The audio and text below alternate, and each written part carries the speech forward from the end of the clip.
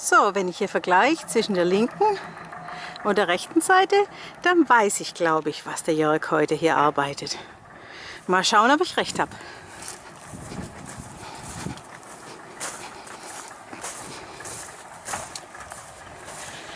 Hallo Jörg.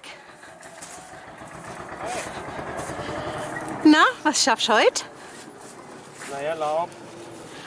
Gut. Neulich haben wir ja schon gesehen, wie es bei den Premium ist. Aha. Und bei den normalen, da sieht es halt noch eher so aus, dass halt hauptsächlich ein bisschen Luft drin ist. Und ansonsten hat es doch noch ein paar Blätter dazwischen drin. Da oben sieht es schon alles ganz regelmäßig aus. Hast du ein bisschen Haarschnitt gegeben? Ja, da bin ich noch nicht so weit.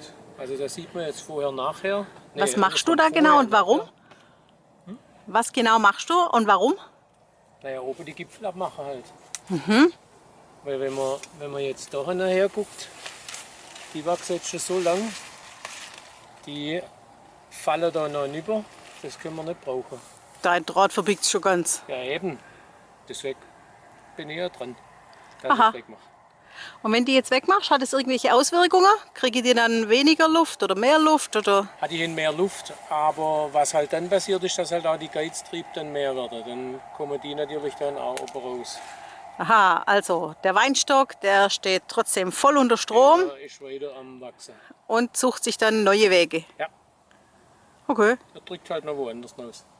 na dann halte ich dich nicht weiter ab vom Schaffen. Ha. Mach's gut. Viel Spaß noch. Tschüss.